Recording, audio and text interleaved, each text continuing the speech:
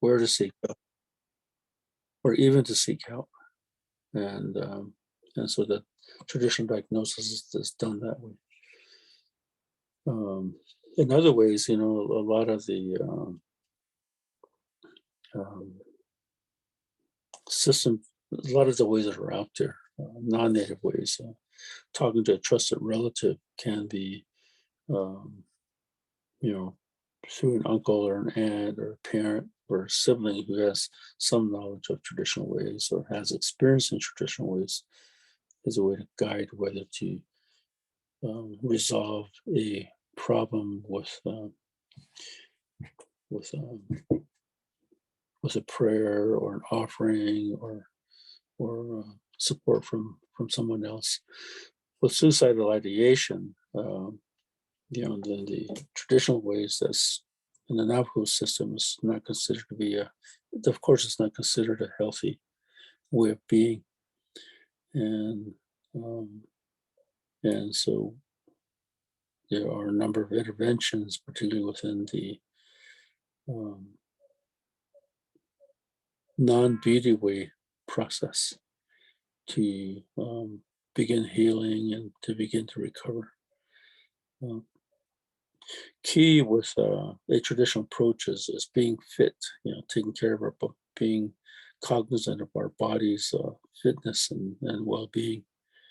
And we know from extensive literature and clinical experience that one of the things that happens with people who are experiencing severe depression is a moving away from physical activity, um, self-isolation.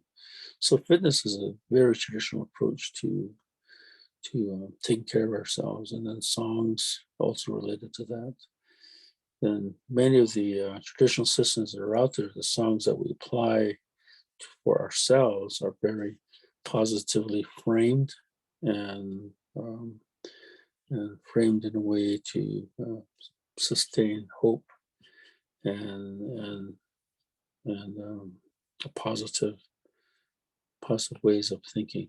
I mentioned in the last session that when we go through a um, traditional intervention in the Navajo system, all our traditional interventions end with a beat away song or beat away songs as a way to wrap up um, a traditional ceremony or traditional prayer that can be needed um, to um, deal with um, when someone is feeling strong depression or anxiety that might result in uh, suicidal ideation or uh, suicidal behavior. Um, all of our traditional approaches, I think, have built into them the process of being mindful, to be aware of how we are and how we're doing, and to be aware that when we're not feeling or thinking, when we become aware that we're not thinking well or behaving in ways that are potentially harmful, to become aware of that and to take some of the actions that are described above, to go into prayer, to seek diagnosis or talk to a trusted relative, seek help, and to get more active physically, to be out there and begin to change the moods and feelings that might be related to the depression or anxiety or grief that we're experiencing, and to sing songs, um, that are guide to feelings of well-being, and that's in the Navajo system. That is a purpose for being mindful. Um, I think most of the tribal ways teach about um, you know being aware of what our thoughts are and being aware of what our feelings are, so we can act on them. And those are very traditional approaches that often um, are discussed, and our songs and our prayers and our ceremonies are intended to get us grounded that way. So I wanted to mention that. Next slide, please.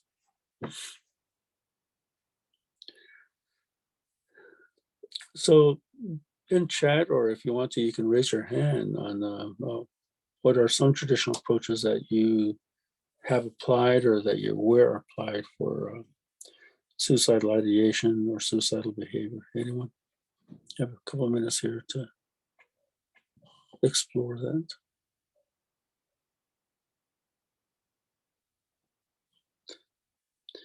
In the previous slide, I mentioned some of the traditional approaches that we have in the Navajo system as ways to deal with suicidal ideation or suicidal behavior.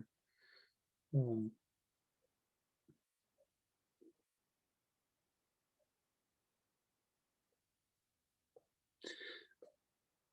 One of the more common approaches I think that is out there is for use of the sweat lodge.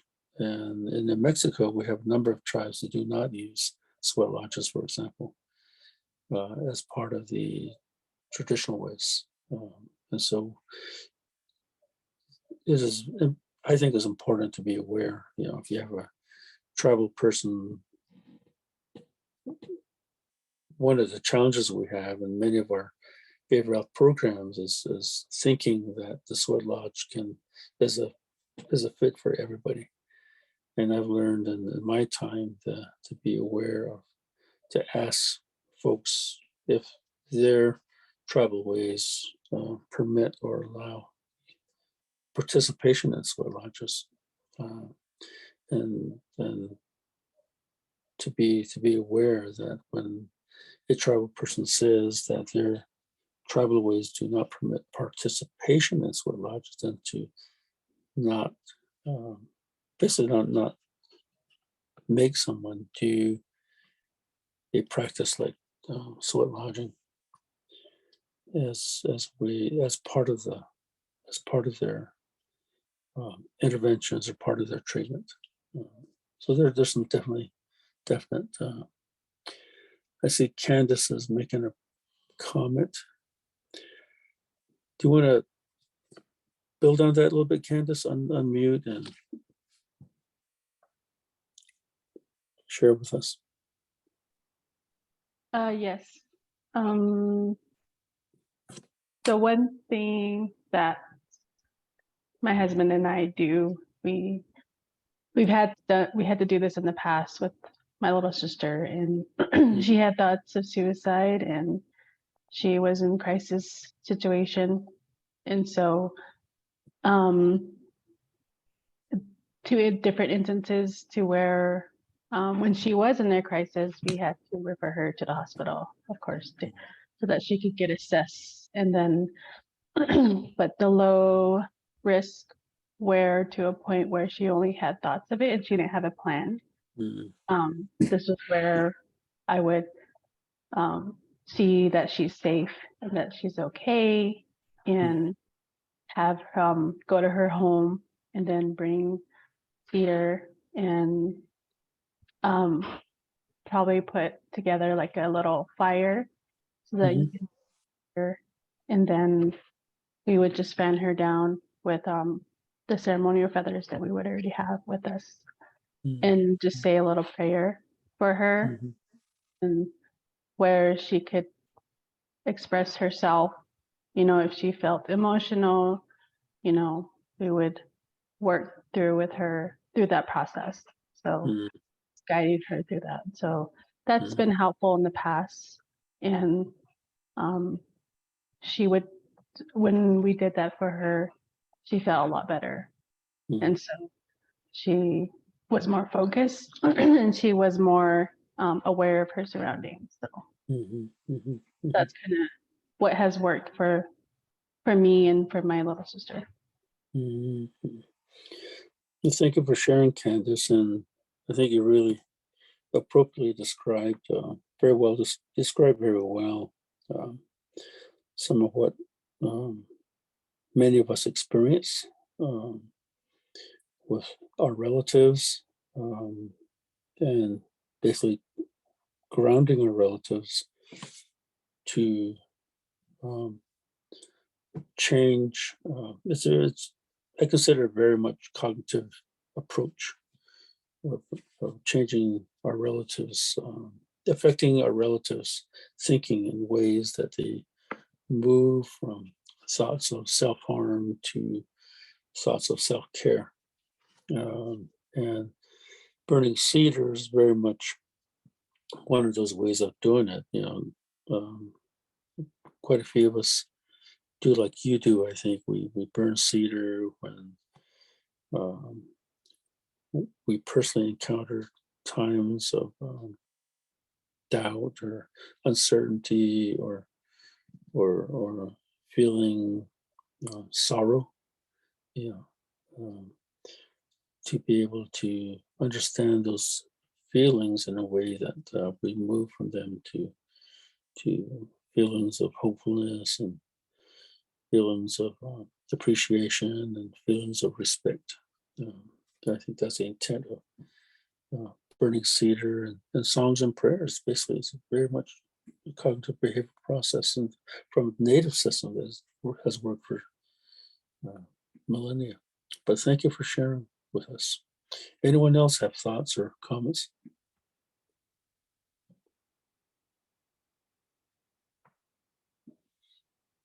Okay, next slide. What are some ways that exist to help someone who's coping with suicide ideation? Well, all the ways that are, all, if not most of the ways that are out there um, in the Euro-American system to address suicide ideation, deal with what I mentioned earlier in traditional discussion, is to have a process of change occur with people who are thinking of harming themselves, including people who do harm themselves, to reframe their thinking and to become aware of you know, affection, good affection that they have for themselves and each other, from relatives, to bring family in for support, to begin to develop an understanding of their own capabilities to make changes in their lives and to be uh, to express resilience and to have thoughts and feelings of sustaining life, being alive, and to have peace with themselves and the conditions or problems or issues that may be coming into their lives, and to feel worthy. So these are some of the emotional, um, cognitive ways that the Euro-American system looks at addressing or bringing more strongly into the life of someone who is um, having thoughts of hurting themselves, if not, or killing themselves. Next slide, please.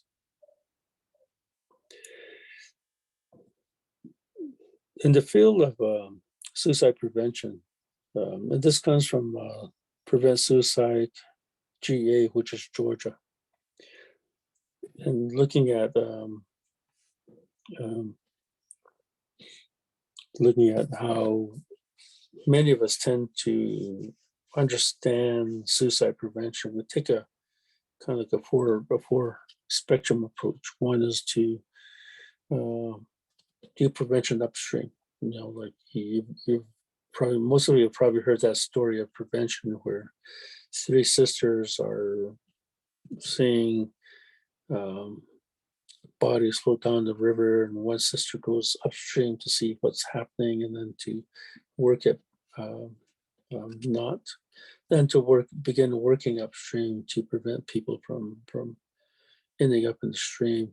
Uh, and so that's upstream prevention. And it's about building resilience. A lot of the work that is done in prevention is upstream prevention. Yeah, workshopping, tabling that happens in community resource events, or giving out of material for, like in this case, 988. There's seeing a lot of literature out there about 988, and encouraging people to reach out. um, and that's upstream prevention, giving out of 988 bags to children and teenagers, for example, is an example of upstream prevention. Then we have prevention, which is reducing risk prior to the life-threatening event.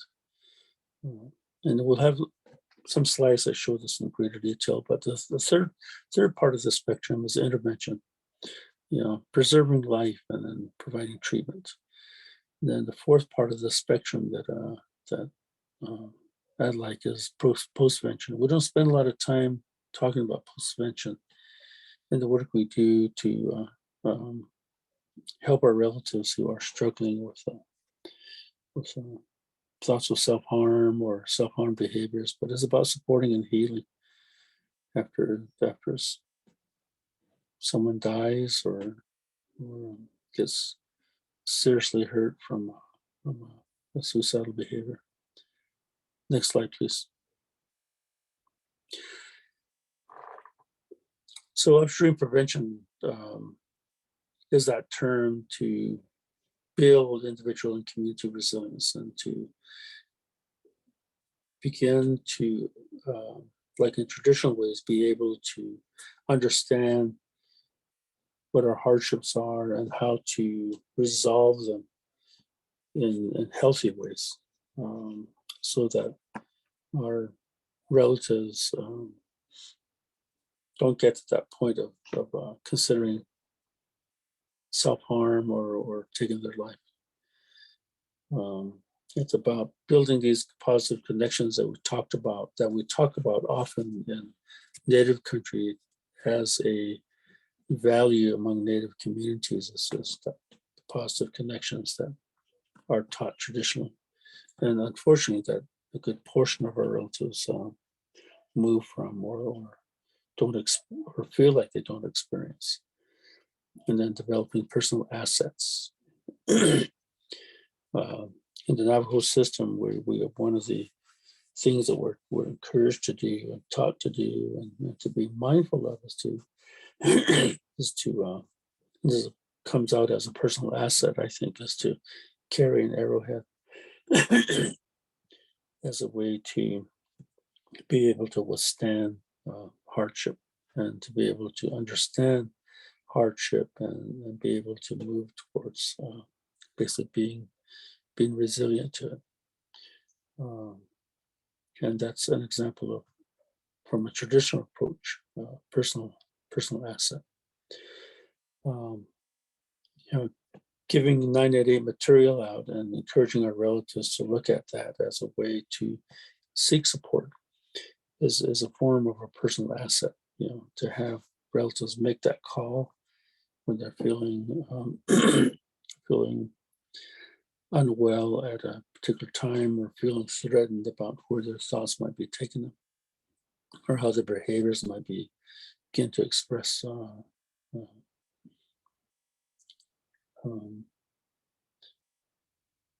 suicidal behaviors.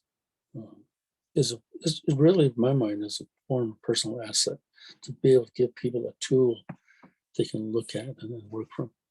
And then promoting wellness and healthy coping. Here on Navajo country, they're doing a whole series of runs in the communities, working to get people out and about to walk and to jog as a way to promoting wellness. A lot of the wellness activities and health promotion are upstream prevention. And many of the preventions that we're hearing and workshopping and a lot of Native conferences is around healthy coping. So, that's all upstream prevention. And there's some examples that are linked in that are, and there's a lot of them that are out there. Many of the Native programs are upstream prevention approaches that I mentioned. Next slide, please. Prevention is looking to reduce the risk of suicide attempt and death. Here, it's more, so the first part around upstream prevention is universal prevention approaches. And here we're beginning to narrow down to people who are at risk for suicidal behaviors and suicide ideation. And many in the field of behavioral health are being trained or have gotten trained on QPR. QPR is a prevention approach for suicide prevention. Assist is another one, and there are others that are listed here that are tools that were offered in communities and to helpers to be able to better aid our relatives who are beginning to contemplate self-harm as a way to resolve problems. So I thought this was a nice description of what prevention can be. And there's a mix match. Sometimes in behavioral health, people mix upstream prevention and prevention, and that tends to occur often. Next slide, please. Intervention is a more specific approach to people who are considering suicide. And there are tools there to assess the seriousness or severity of what a person can be experiencing when they're considering suicide. And so there are a number of tools out there to help us determine how serious or severe suicide ideation can be. And there are some tools out there that are being acknowledged as being good tools to use, like DBT and family therapy, a variety of forms of family therapy. So these are some of the interventions that are out there. Next slide, please. Postvention is a part of the service delivery system that is sometimes, I think, undeveloped, and something that we can spend more time working on creating in Native communities. And these are basically what happens with individuals or communities after a person has killed themselves, to deal with basically the grief and pain that comes from having a relative who leaves us because they have made that decision to give their life up. And to really work hard at moving people and communities on a recovery path or healing path, and to look at how to reduce that further risk of suicide among survivors. Contagion is a real big problem when a suicide death happens, because contagion means when someone kills themselves, there are going to be others who begin to be affected by the grief in such a way that that other people begin to think about taking their lives also. And from that contagion, if not taken care of, we end up with clusters. People who kill themselves as a result of a family member or a friend having done that themselves. So postvention is a really important aspect, and there are some approaches here to that are listed here for us to consider on how to further develop a postvention process in our communities and with individuals who do experience the death of a loved one or a friend. Any questions so far? Anybody?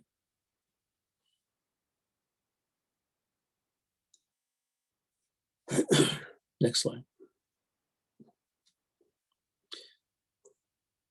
So what are some resources? Well, we have a real good opportunity right now, late July, to prepare for September.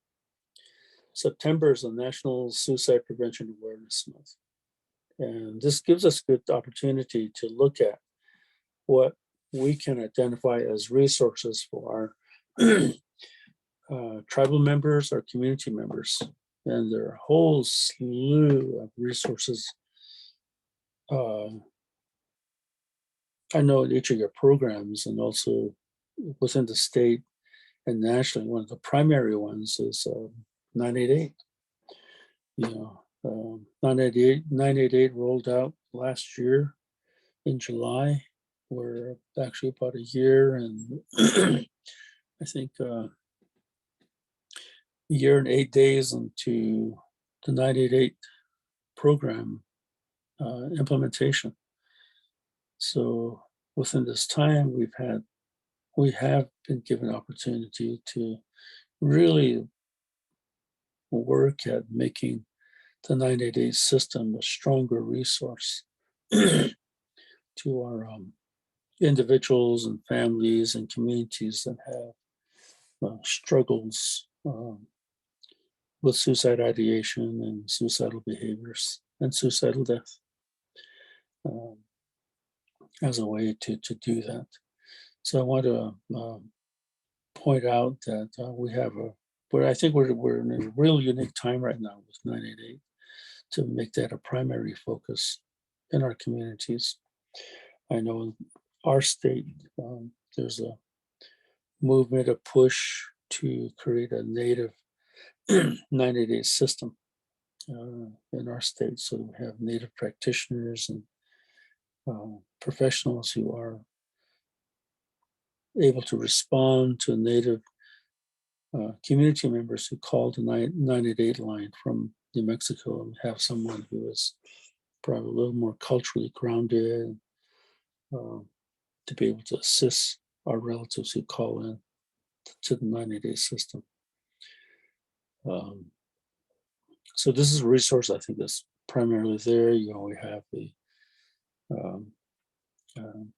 you guys here in the 9 communities in New Mexico that are working with SHAR on developing resources. I think that's been a good change and something that we will look forward to doing. I can tell you that I was told yesterday that the state of New Mexico decided to fund another year of 988 prevention work.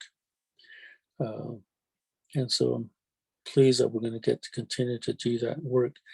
You know, not as much resources as we did last year, but still enough to be able to do some community engagement and some work with Native communities in the state on, on, on how to reach out within the 90-day system. I see a comment from Nelda. Yate Nelda. Thank you for your comment. Next slide, please. So I spent some time on talking about the 988 system as one of the key resources, if not the major resources we have available to us. I realize that some of our participants here are not from New Mexico, but I want to share with you that the information we have on the 988 system in New Mexico is available to you also. We have presence on Facebook, we have presence on Instagram, TikTok, and the web also. If you visit the website that's noted there, you'll get access to a lot of material that's made available to our Native communities and Native people in New Mexico. And it's a way to really make thinking about 988 response as a first step, one of the first steps towards not hurting ourselves, but also becoming more aware of when we have thoughts of hurting ourselves or taking our lives. Because what I like about this graphic next to the 988 postcard is what we hear from a lot of our relatives who contemplate hurting themselves or taking their lives, is that is this dark shadow that's there with them, and because the feelings of loneliness and isolation and helplessness, and then and unfortunately a lot of our many of our relatives who do have serious thoughts of suicide ideation are alone, and making sure that information and resources that are there through the 9-8 system is available to them so they can begin to take on that dark figure that is with them. In Navajo, we call that dark figure Naye, or things that are bad for us or evil. We do not, in the Navajo system, we're taught we do not have to succumb to these feelings of helplessness and hopelessness. And we do have capacity to take them on and move them away from us so we can be healthy relatives and helpful relatives. That's some teachings within the Navajo system, much like it is within many of the tribal ways. Self-isolation is not considered to be a healthy process. And a lot of the upstream prevention work around creating resilience is having young children and young teens especially be aware that they're not alone. And the blessings we have from prayer is an emphasis on our relationship with the Creator, God, the Yin and that, as some of the main sources of support, so that we don't have these these bad things coming up to us and taking influence in our ways in a negative form. But wanted to really emphasize that this discussion on suicide ideation is key and centered around and grounded around our discussion with 988, and how we can begin to change our lives more positively by having our relatives become more aware of what can be available to them through the 988 system. One of the things I do when I'm out in the community and giving material out on 988 to folks is when someone shows or expresses doubt or uncertainty about how the 988 system works, like, a lot of thinking is that it's complicated, it's not really out there.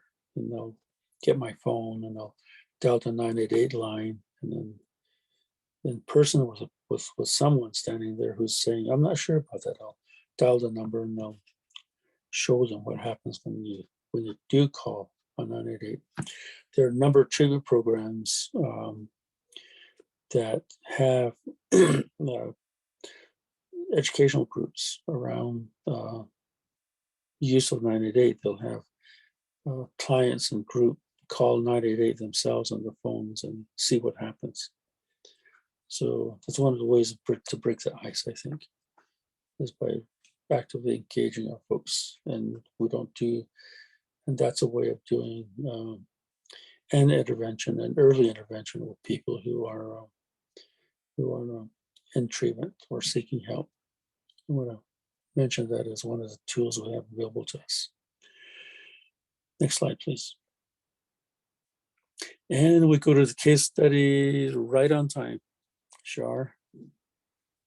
Good morning, everybody. Meg, I'm just going to point out a couple things that Ray pointed out too before we start this case study. If you could go to that suicidal behavior slide.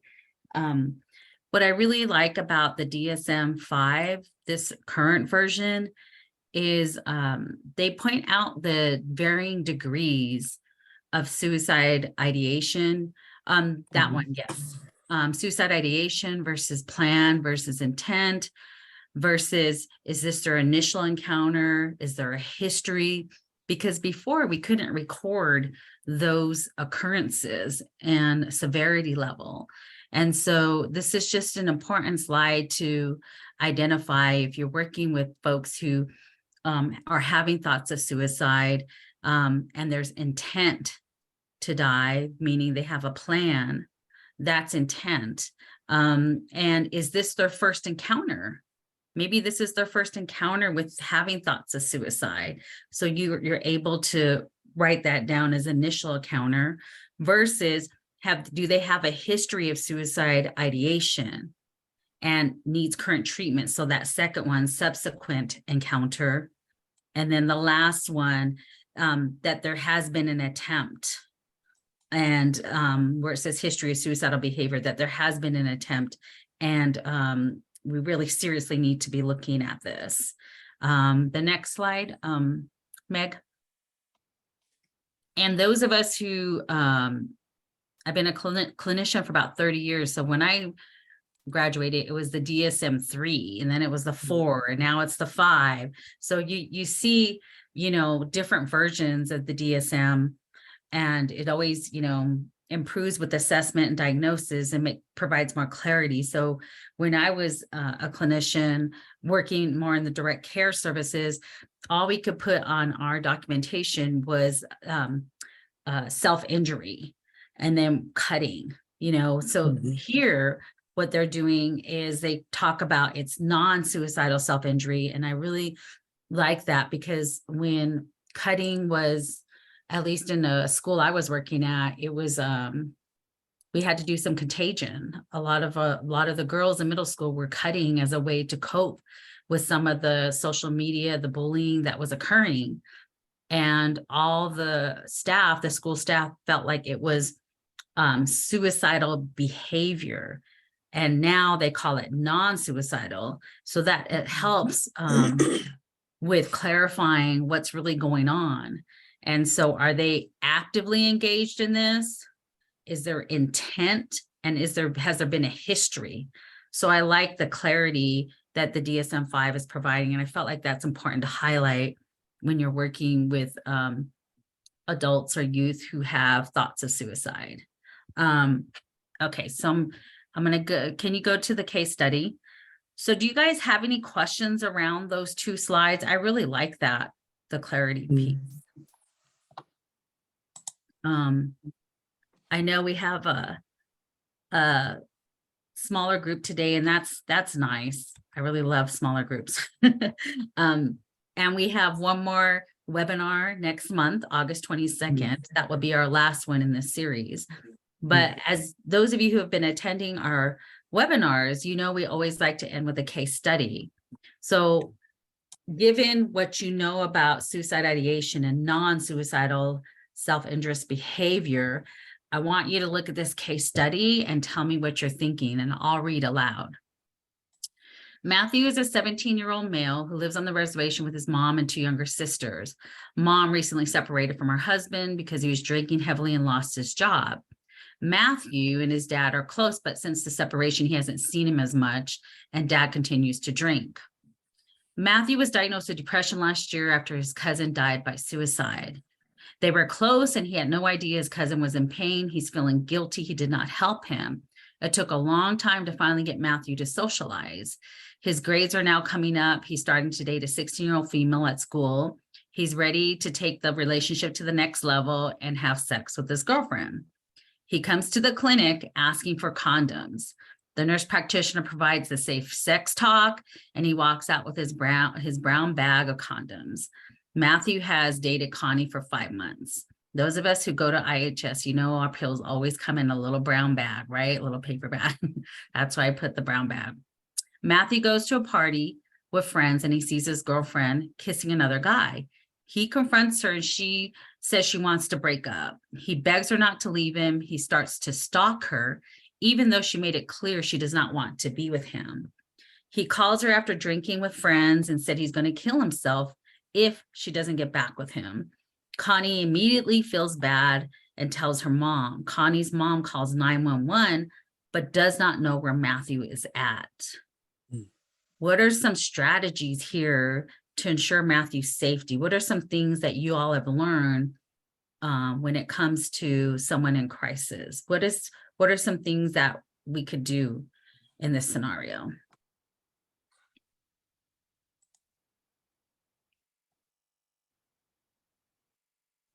She called 911.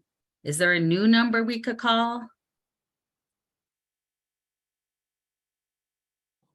What's the new number? 988. Yes, 988. That's the new number. And what else could we do in here? Try to get a hold of the mother. Yes. The Matthew's mother, right? Try and get a hold of Matthew's mother. Because what could the mother do? What do you think mom could do for Matthew? Does it sound like Matthew and mom have a pretty good relationship? Just based on the scenario, based on what we know? Yes, mom could find his location and get him the help, correct? What else could we do here? If mom can't get a hold of Matthew, what's another step we could take?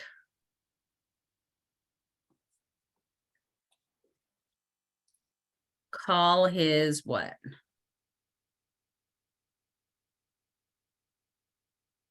Starts with an F. Call his father. Yeah, call his father maybe. What else? FR. Call his friends. Yes. Because he might pick up for his friends, right? He may not want to pick up for his mom because he's scared. Oh no, now I'm in trouble or something. At least with youth, that's the first thing that probably enters their mind. But calling his friends, because his friends might know where he's at, and they could call mom, making sure, that 988 knows the location of Matthew, so that in case they need to have the ambulance come out, they can come out. But it's important that, somebody know where Matthew's location is at so that they can immediately get there and provide the help.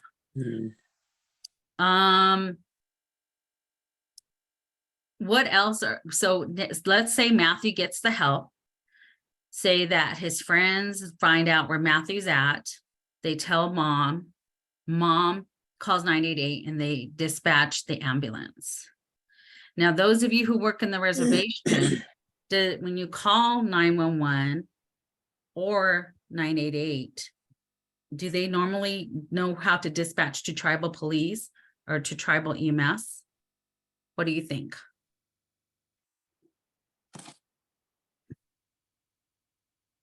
You guys know this answer because you've told me over and over.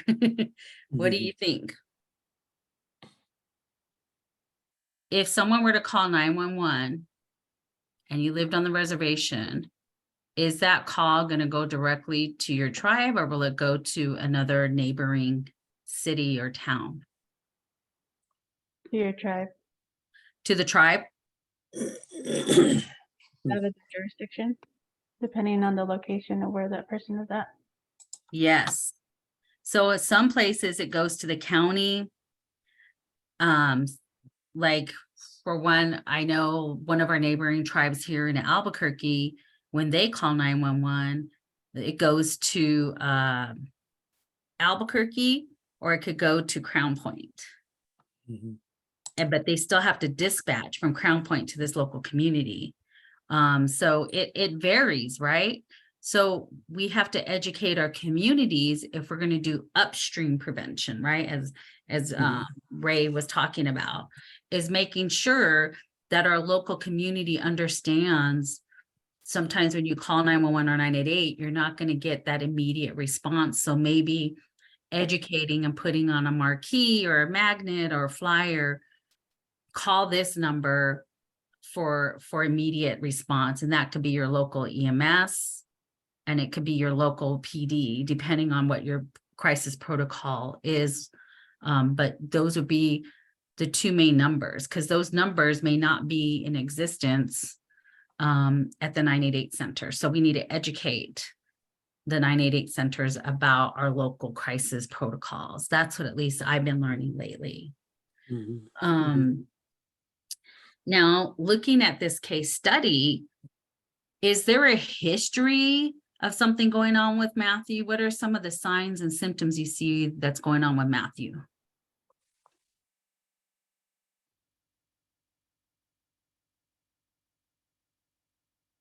Drinking, yes, drinking. What else? Past depression, yes. What else is going on? Grief and loss, yeah. He lost his cousin, yes. What about the parents? What's going on with the parents? Parents separated, family issues, the breakup. Does he have a history of something going on? Guilt, yes. What's going on with him? He has a history of what? Abandonment. Abandonment, yes, but there's something else. That second bullet point, what does it say too?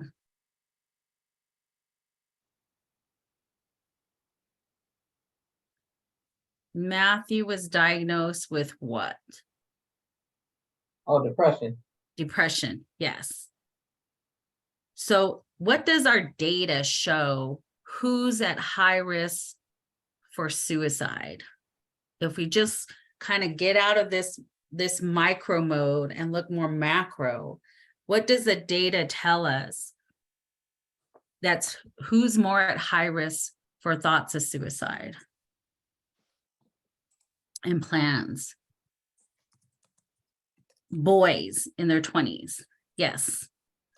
So, and then boys with depression even kind of elevates it a little more. So we know he's more at high risk, right? So we definitely want to make sure he has some wraparound care and support, because he's in this relationship and this sense of, you know, the girlfriend leaving him, and he was really into her and then ready to take the relationship to the next level. He's devastated, obviously. And so now he has to deal with, like, okay, as a young person, I have all these emotions and I don't know how to possibly express it, share my thoughts and feelings around it. So now that he's safe, and let's say he was hospitalized, what are some things? Risk goes up for men who identify as LGBTQ. Yes, you're right, Stephanie. What are some things that the community or what services could be provided now that Matthew is safe and at home? What are some things, if this was the case in your community, what could you do as a service provider?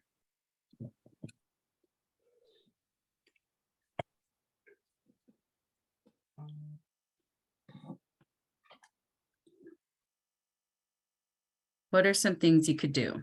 Now, you know, Matthew's back. Therapy and follow-up. Yes, Precious, therapy and follow-up. You want to make sure, you know, what additional supports does he need? Does he want a counselor? Does he need additional support? Does he see the same counselor? Because it sounds like he was diagnosed with depression. So someone diagnosed him with depression.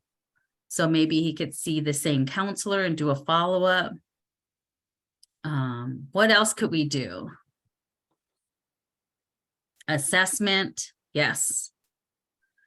What could we do at the school? Counseling, follow-up, school support, identify safe plan, teach skills. Yes, coping skills, right?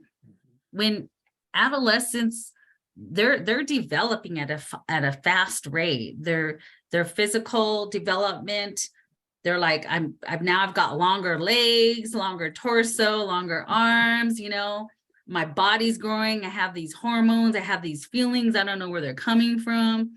You know, this is a turbulent time for adolescents. They're growing at a fast rate and they're trying to figure out, how do I manage social life? How do I manage my peers? How do I manage my family, trying to gain independence? How do I manage relationships? That's a lot for someone to go through, and they don't have that life experience yet. So that adolescent development is very important for us as providers to educate them that your mind body is going to change. Feelings are going to rise, attractions are going to arise, and who is your person that you go to talk to. So really identifying who's Matthew's person, right? I always ask when I work with teens, who is your go-to person who will have your back and will be there to support you and love you unconditionally? I always ask them to just name one person. And, I really try to encourage them to keep these open lines of communication with that individual, knowing that if they were in a crisis, that person would get the appropriate help for him or her, or for them or they. So it's really important that Matthew have some of those wraparound services, but also Ray talked a little bit about some of the traditional supports. What are some traditional supports that, Matthew could have, or that mom could do? What are some things that traditionally they could do?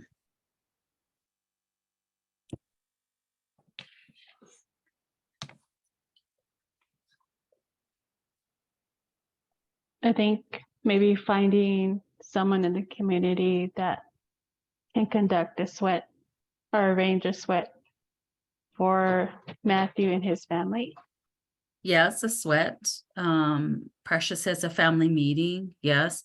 Based on your community values, you know your community and what they would be able to offer. I know when I was a practicing clinician in a school-based health center, I'd always have sage and I'd always have cedar available if they were traditional, and they could sage themselves off or burn cedar for themselves and say a prayer. Use tobacco. Yes. I always had that available. I never pushed it upon the kiddos because I felt like, some were not traditional and believed more in the church way. So, I want to be respectful. If they didn't want that, that's fine. But I think prayer cuts across all, right? Offering a prayer. And I would always do that with the youth I worked with. I'd ask them, do you want to start off with a prayer first? And even just that prayer kind of would bring out that stuff. And it was a way for them to learn you could be anywhere in this world and just say a prayer, and sometimes that'll bring it down a bit. And so I wanted them to learn that skill, that adolescent development, that if I didn't see them next time, I was hoping that would stay with them.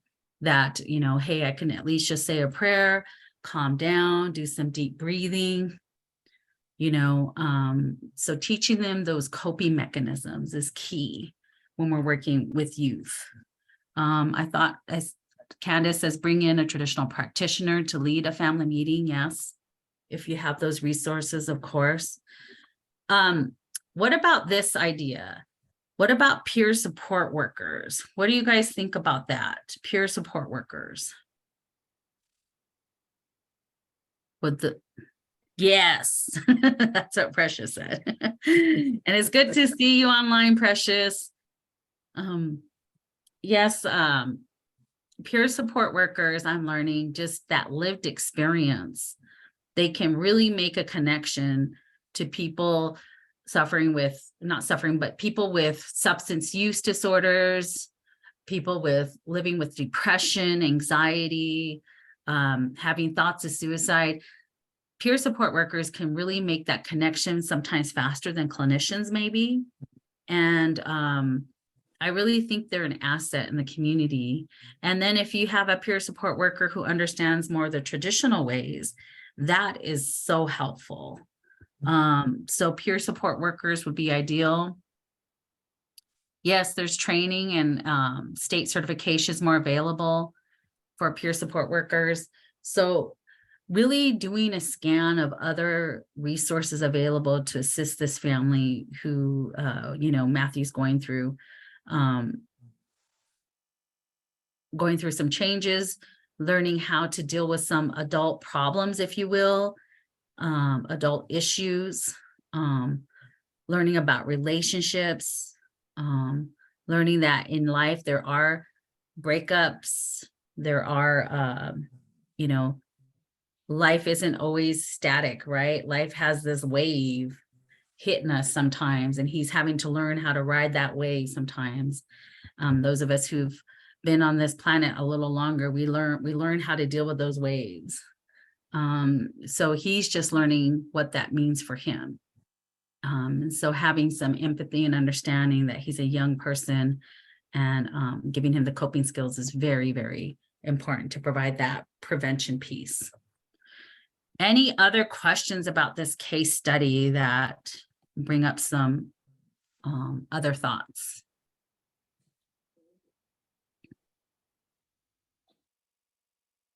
No? One of the thoughts I have, Shar, is that when his diagnosis of depression happened, that was after the death of his cousin, also by suicide. And what that brings up for me is the problem of contagion, because it is likely a teenager also that took his life, his cousin. There are always going to be other friends and relatives impacted by that suicide death. So Matt is probably not the only one affected. He is expressing severe suicide ideation stronger, and because of his breakup with his girlfriend. But so in my mind, contagion is a big problem. He's probably not the only one having thoughts of suicide ideation, having thoughts of taking his life or harming himself in that community. And very likely is aware of who in his immediate circle are also expressing thoughts of hurting themselves. Yeah. So that's one of my reactions. Thank you, Ray. Yes. So contagion, knowing who his friends are, making sure that they know, there are other ways to deal with loss, grief and loss, and really trying to assess where his friends are at too, because he may not be the only one, or family members, close family members. There's another underlying issue. So those of you who work with youth, and I don't know the appropriate way to say this, but sometimes, youth are looking to their parents, their close relatives, their family on how to deal with certain stressful situations. And if this cousin died by suicide and there was some stressors going on, and dad is dealing with whatever, life problems are occurring by drinking, Matthew's learning these other roles, that this is how people deal with stress, because he's still developing. So teaching Matthew how to deal with stress in other ways is important, those coping mechanisms. But if you're constantly seeing folks in your immediate network die by suicide or drinking, feel like that's the norm at some point, but it's once till you maybe leave and develop those adult cognitive skills that you realize this is not the way we cope. There are other ways to cope with it. There's traditional means, there's seeking therapy, there's talking to relatives, there's getting involved in our traditional ways. Because if somebody who maybe had some other coping mechanisms and saw that, hey, my girlfriend is kissing another guy, another way, somebody who has some of those coping mechanisms be like, that's her loss, screw this. I'm not going to be with this girl no more. You see how it could have gone a different way, instead of more like, I need you, this, you're my world.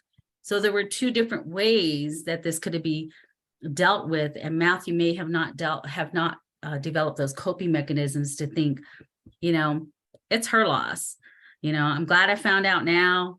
I'm not gonna be with her. This isn't what I want for my life. Does that make sense, how there's two ways to deal with this? And Matthew chose a way that was more life-threatening. It was detrimental to his well-being. And he didn't see another way to deal with this, but to just beg her and stalk her and then say he was going to kill himself. So we have to educate our young boys that there are other ways to deal with relationship issues. Is this making sense, everybody? I can't see faces, so I'm going to make sure, raise a hand. Yes, there's a youth mental health first aid. Yeah. So the Indigenous Youth Mental Health First Aid is one way to train and support our young people on how to deal with relationship issues. Nelda says it's making sense. Yeah.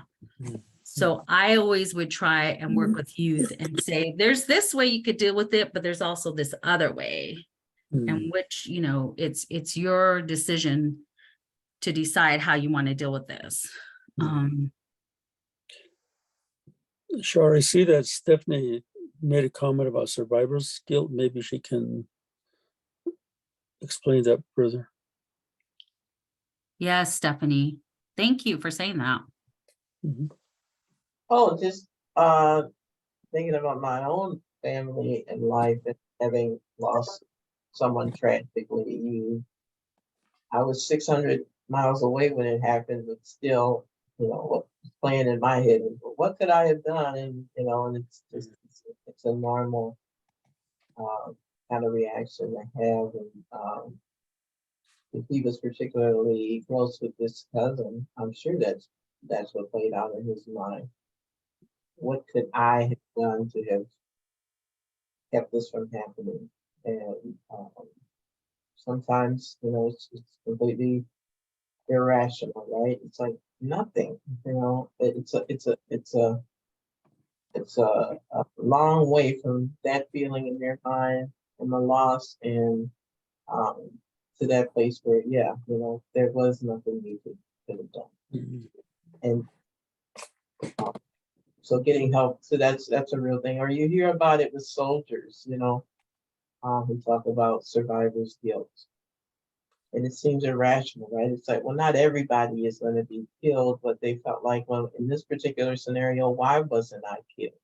The bomb was big enough to kill all of us, or whatever, and that plays out with a lot of soldiers, along with their PTSD. That why wasn't I taken? And it's like, that's not an answer that you're ever going to get. And to be to punish yourself in that way is, it's just not a rational thing, but it's just a natural thing. I think as humans we kind of progress to, because it gives us a sense of comfort in a weird way.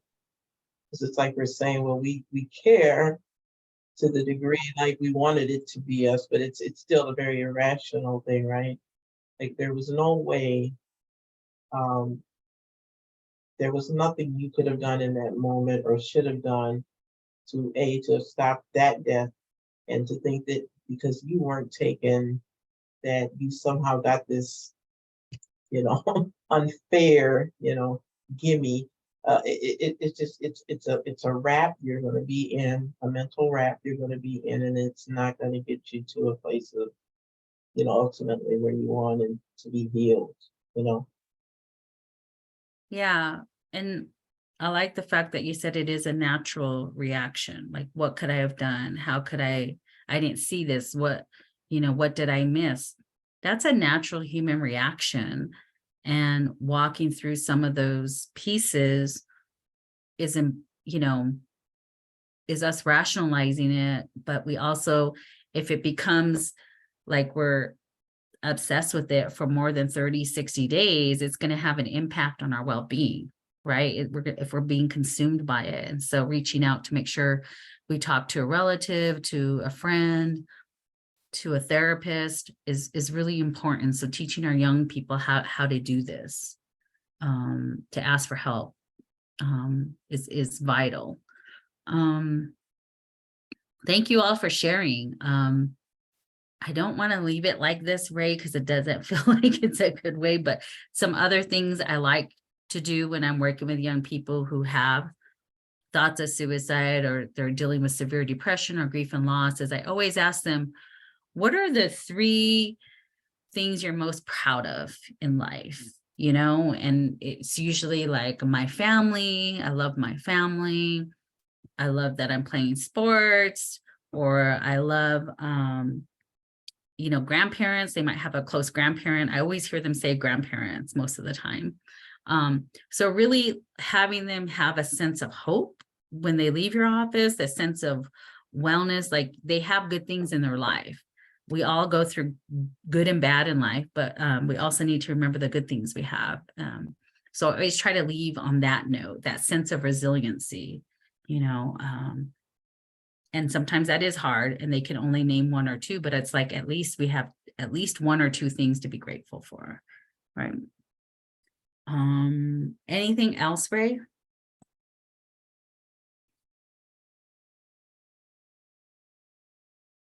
You're on mute. Was chatting away, but I see Meg put a link in for Kipra. You know, almost everyone here probably has some experience with Kipra in one form or fashion. Certainly from the center, we do. We'd like to ask you to hit that link and fill out the quick Kipra form that we have, so that we can get your feedback and also give feedback to Samsha, who funds our time together, as a way to one of the closing things to do. But I appreciate the excellent case study, Shar. It's really nice, and all the feedback and on the case study. I think that it really grounds the overview of material that we had before, and just how we engage with each other. But see, I see the chat comment. Thank you to Steph for joining us, and we look forward to seeing you again and at the next session we have scheduled. And invite your colleagues and friends to join also. And want to thank Shar for making an opportunity for us to spend time with each other every month. And learning from each other. So, Shar, go ahead, close it. So thank you all for attending. This is like almost our, what, 5 sessions now? I lost count. We're going to do our last one, August 22nd. It's going to be on substance use disorders. So then our series is done.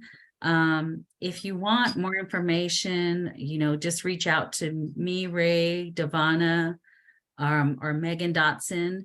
And I believe the majority of the series is recorded. So if you wanted to look back, you can have access to those recordings. We would love your feedback. What worked, what didn't work, what we need to change. I really would appreciate that. Oh, I love that photo, Martha. So I got distracted. So, you know, thank you guys for hanging on with us. I mean, we've been doing it for 6 months, and it's nice to see the same names pop up on the screen. So I hope you guys have a great week. I know school starts in a couple of weeks for us in New Mexico. For those outside of New Mexico, I'm sure you start like mid-August, but you know, kids start in 2 weeks. So take care of yourselves, drive slow in those areas where their school zones are. And I hope you guys have a great week. Yeah, everybody take care of yourselves and enjoy the day. Thank you. Bye. Bye.